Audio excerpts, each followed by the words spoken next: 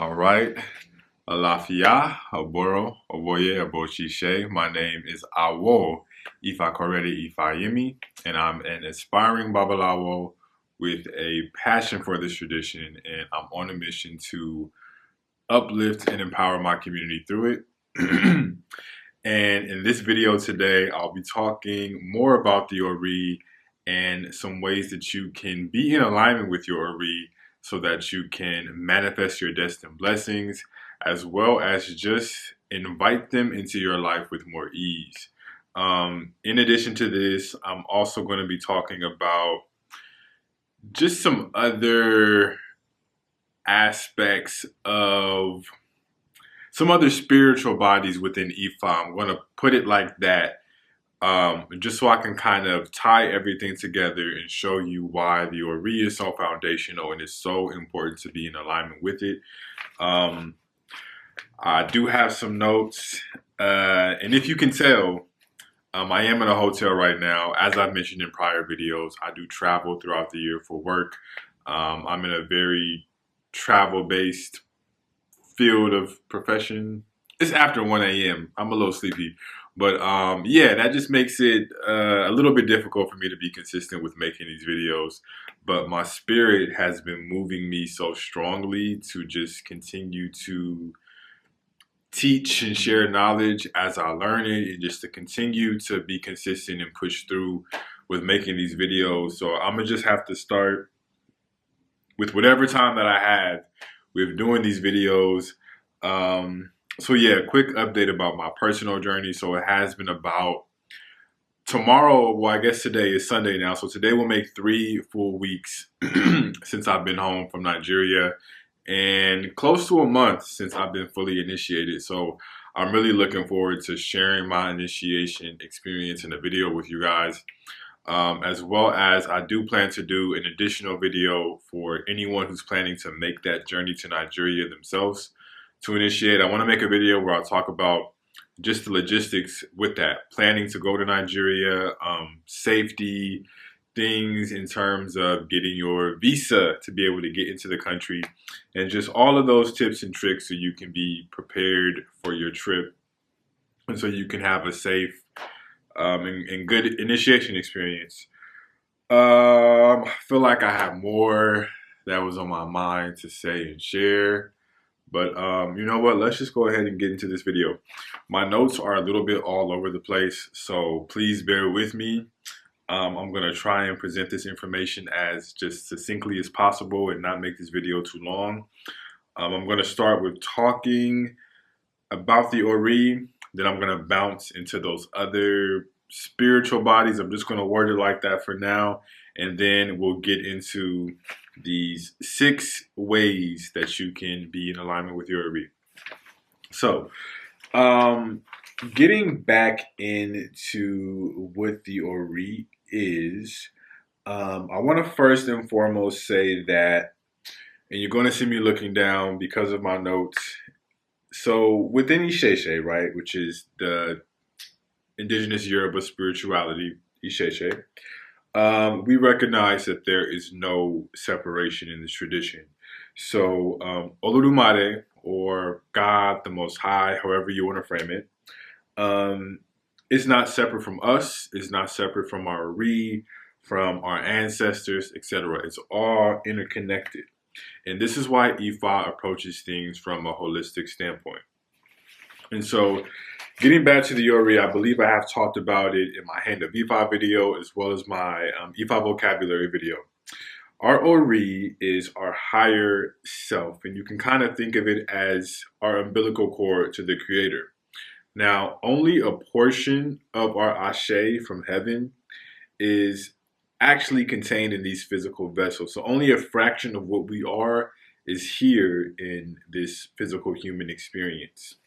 So the remainder of that Ashe remains in Orun, which is heaven. Now, getting into some parts of the Ori, because my notes are really all over the place. Okay, so the Ori in Yoruba translates to English as meaning the head, the physical head. So we have these different parts of the Ori. We have the Iwaju, which is the third eye. We have the Atari, which is on the top of our head. We have the Ipako, which is the back of our head. Then we also have the Ori Inu, which is the inner head, which is at our gut, which is our intuition, those intuitive messages.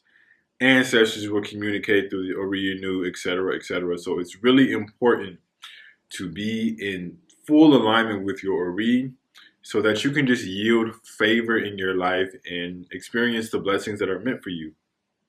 And keeping in mind that there are other, and that's what I'm going to get into, there's other aspects within Ifa that you also want to be in alignment with so that you don't have any stagnation in your life. But remember that none of those other appeasements can be successfully made without first going through the Ori. So again, just emphasizing why it is so important to be in alignment with your Ori. So getting into some other things, and please do bear with me. So yeah, we have two different orientations of the Ori. We have Ori Rere, which means good Ori, and Ori Baruku, which means your Ori is in a negative orientation. But within Ifa, everything can be amended and aligned back in your favor through following the guidance of Ifa and also making the appropriate appeasements. So again, our Ori guides us. So when you have those pivotal moments in your life, those pivotal experiences, or those moments where you meet those people and you learn something from them, or they open up a certain opportunity for you, that's your Ori that's guiding you and kind of keeping you on track and keeping you on schedule with your life and your destiny. And you'll know what I mean if you think back to some of those just pivotal moments where it was, something just happened, or you met the right person at the right time, or you came across the right opportunity at the right time, and it just sets you up for where you are now, in the best way possible. That's your Ori. So the Ori is a part of Ennean. Ennean are the chosen ones, or humans. Humans, we are known as Ennean, the chosen ones that are here to bring about the good condition to Earth. Now, Ennean has 4 different parts. We have the body, which is Ara. We have Okon, which is our heart, which esoterically relates to our sensibilities and feelings. We have Emi, which is the breath of life that belongs to Olodumare. And Elemi is the owner of the breath, and Emi is the child of Obatala. I hope I'm making sense. And then we have the physical head. So those are the 4 parts of the Ennean, which are humans, the chosen ones. So some different dimensions of the Ori. We have the Akun Legba, which is what the Irumale, which is the primordial divinities. This is what they give you, the tools that they give you to achieve your destiny. We also have the Akun Leia, which is what you choose in the prenatal state to experience in this human experience. And then we also have the Ayamo. So the Ayamo are aspects of our existence that we cannot change. So this would be your birth date, things like your biological sex, which may sound controversial, and that can be another video. Your ethnicity, your parents. There are things within this dimension that do not actually change. And speaking specifically to biological sex, I don't say that to ostracize any group of people or anything like that. This is a channel where everyone is welcomed, loved, and respected. But there are, just getting into this spiritual thing, and again, this is another video. We live in a very ordered universe. There are just certain laws, and I don't want to get too deep into that, but that's really another video. That I can definitely make if interested. So, yeah, so I'm just going to go ahead and get into these other aspects of Ifa, because my notes are really all over the place. But so these other aspects of Ifa that I want to talk about very briefly are going to be your Egbe, Iyami, your Egun, as well as the Orisha, and understanding why it's so important to be in alignment with those aspects to then be properly aligned with the Ori. So first and foremost, we have your Egbe, which are your heavenly mates, and this translates, Egbe translates to group or society in Yoruba. So some signs that you may be misaligned with your Egbe are if you're having issues with romantic relationships, um, if your children are misbehaving, if you are having sleeping problems and disturbing dreams. Those can be some signs that you are having issues with your Egbe. So there's different classes of Egbe. For example, you can be a part of Egbe Yalore, Egbe Baale, for example.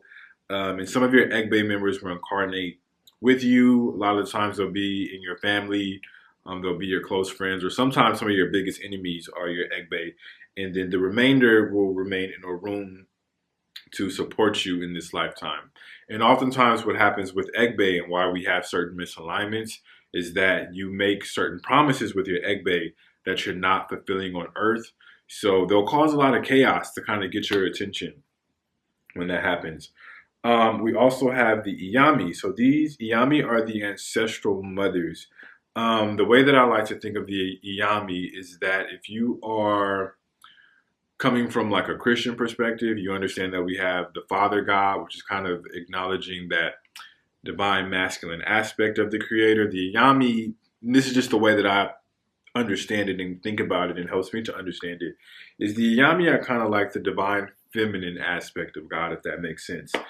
So their energy is really no joke and it's nothing to play with and be tested. I have my own testimony with that.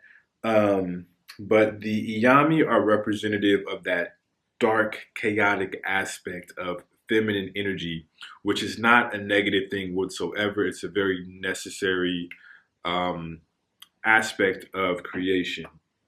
So some signs of misalignment with the Iyami can just be chaos in general with your life.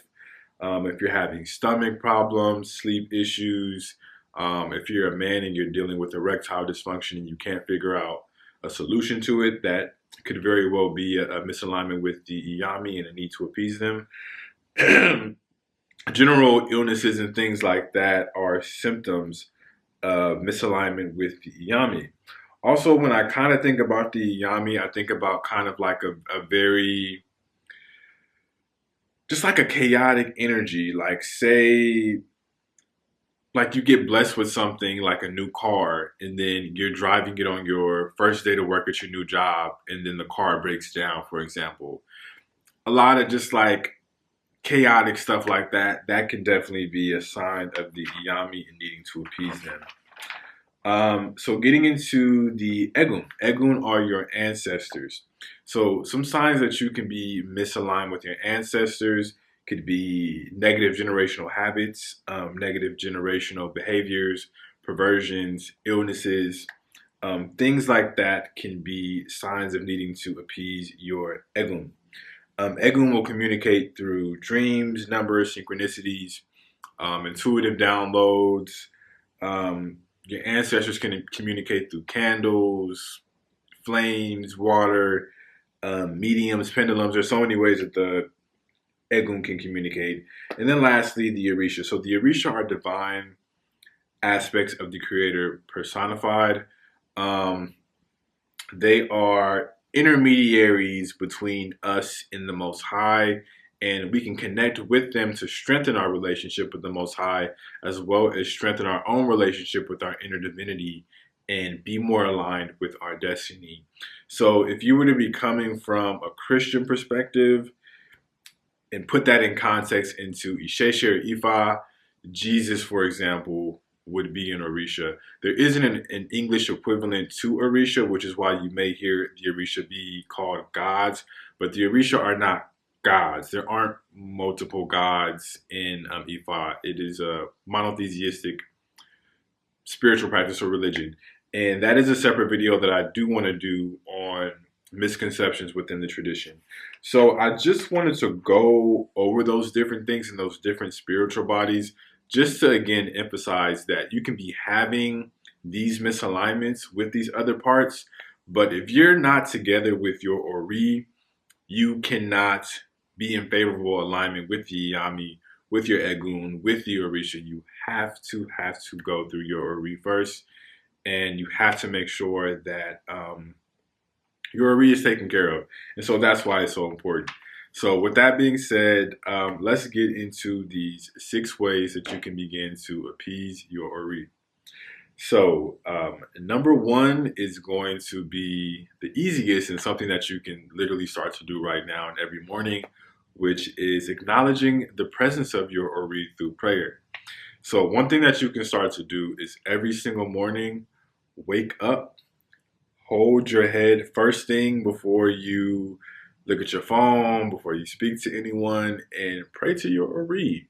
Ask your Ori for things like long life, good health, wealth, blessings, good relationships with your family, and just in general, whatever it is that you need. And you're going to start to see that if you start to consistently do this, pray to your Ori every day, you're going to see that your intuition is just stronger, and you'll start to just notice some of the difference in your life when you start to acknowledge your Ori. I personally like to pray first and give thanks to God, and then I go to my Ori. But again, just praying to your Ori, and you can go to your Ori for anything. If you're in a certain bind and you need money, or if you just need protection from certain enemies, hold your head and pray to your Ori. You can go to your Ori for anything. The entire purpose of your Ori is to be there to support you throughout your destiny and throughout your life so you can matriculate through it with ease. So definitely take advantage of that. That's what your Ori is there for. Number two is going to be Iwa Huele, walking with good character and integrity. And this will also keep you in favor with the Iyami. So just simple as put, don't be trifling. Be a good person. Be good to people, and that is one way that you can appease and be in alignment with your Ori. Now, adding on to that, the number 3 that I have here is abiding by your taboos. And so this also goes in alignment with number 2 in good character, because within the philosophical framework of Isheshe, good character is also very contextual to your individual destiny and what you're here to do. So, getting into taboos, right? And it requires divination to understand what your taboos. There are 2 types of taboos, which, side note, your eleda, which is the decision-making aspect of your Ori, is what chooses your taboos. You have 2 types. You have temporary taboos, which you would get through an Ifa consultation. And Ifa will give you a set list of taboos to adhere to for a temporary period of time. I like to adhere to mine for 28 days, but I've heard some people say 21. I've heard the number 17, but 28 days is a very safe number to be adhering to these taboos. So you'll get those taboos that are temporary through a consultation that are to help align you with where you are in your current circumstances in life so you can be on track with your destiny. And then you have a second category of taboos, which are permanent taboos that you are born with. And I'm going to get into that a little bit more because that's really important. And so your personal taboos, I'm sleepy. Your are going to be a combination of things coming from your ancestral lineage as well as things related to your personal destiny. And so the only way that you would get your permanent taboos is through initiating into Ifa. But abiding by these taboos is going to be extremely, extremely, extremely important, because it's literally to go against your taboos is almost like a form of suicide, really. It's that serious. So definitely adhere to those. And there was something else that I feel like I really wanted to say about your taboos. But okay, moving along. So the fourth thing that you can do to get in alignment with your Ori is just having self-care. So when we talk about mental health and pouring into your own cup, that is all a form of Ori work. So do things like de-stressing activities. Do things like meditating, spending time in nature, making sure that you're getting enough rest. That's a really, really important one. Being mindful of your diet and what you eat, Do things like go get a massage if you can. Go do some yoga. Just do things that can pour into your own cup, that can kind of give you that restart. And anything that's self-care, mental health, that's all Ori work. And those are great ways to be in favorable alignment with your Ori.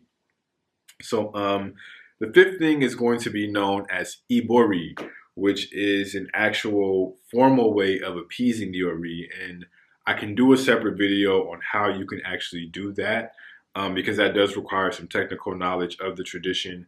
But Ibori is basically going to be a combination of doing certain prayers to kind of like open up that portal of communication with your Ori, making offerings to your Ori, so things like shea butter, cool water, gin, etc., etc. And you will have to throw Obi, which is kola nut, and it's a form of divination throughout West Africa, to confirm whether or not the offerings were accepted by your Ori. And also during Ibori, you would make prayers to your Ori for things that you're trying to manifest. And then you would cover yourself in white, cover your head in white, and really just rest for the rest of the day so that you can allow your Ori to just kind of reset and replenish itself. So that's going to be known as Ibori, which is a proper form of Ori veneration. Now, the sixth one, this is kind of going to tie back into the second one of good character and the third one of abiding by your taboos.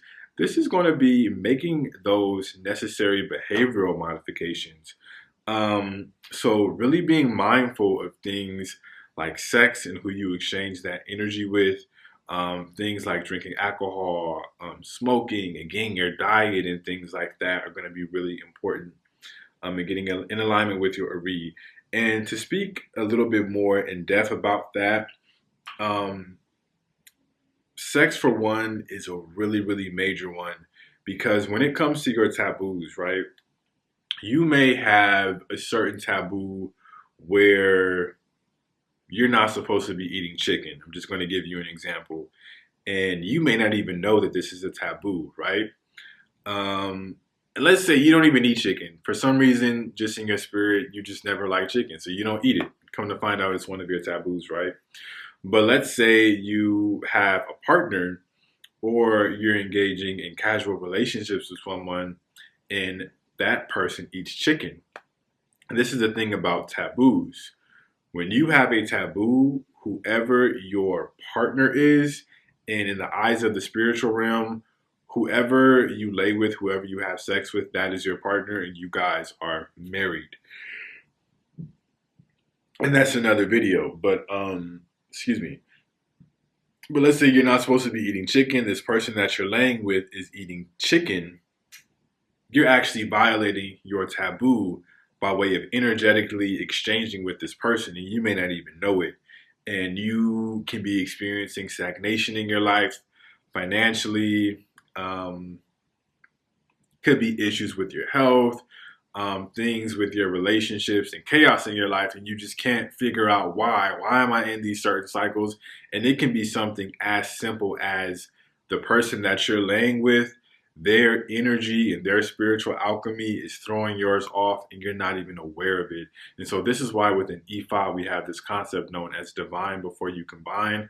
So before you combine with someone, it's always a really good idea to check with Ori about, not check with Ori, check with E5 about that person, just to ensure that you guys are energetically and spiritually compatible in that way. And that's a really, really big one. And that's why you have to be so, and I've had to learn this myself, extremely mindful about casual sex and things like that, because it's really nothing casual about it. And that really, sex and spirituality can be, again, it's a whole other video. And then kind of going into the things like drinking and smoking. And with these things, I'm not trying to tell anybody how to live. I think it's so important within your spiritual journey to be your own scientist in life and have your own discernment. And I'm just giving you the information. You do what you want with it. You play around with it and see what that balance looks like and how it works for you. I know what it means for me.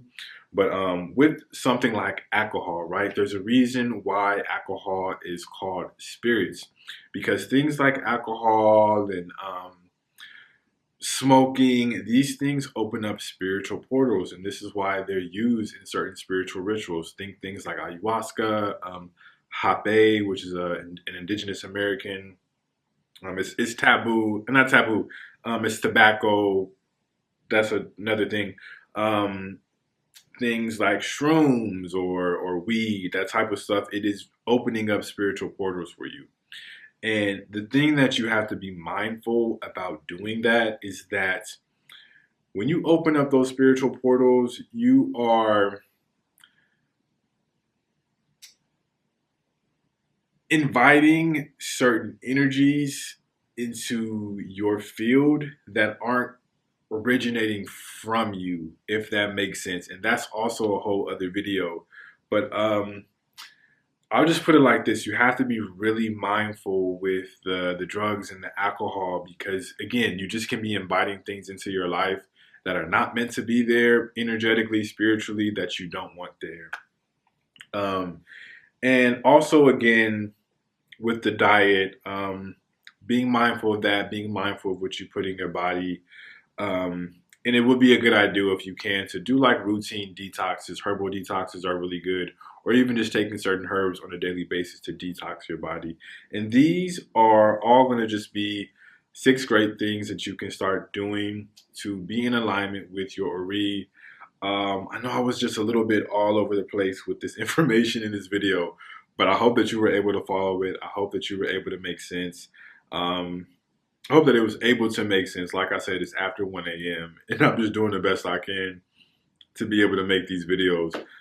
So I'm going to it's really my goal to be more consistent with these. So please do like, comment, share, and subscribe. And if there's any specific questions that you want to know about Ifa, again, I'm really just a baby in this tradition. I mean, I know I got my initiation and everything, but I'm only 4 years into this journey, and I've learned a lot, but I still have so much more to learn. But please do ask questions. I'll do my best to share what I can. And yeah, I will see you at the next video. Bye.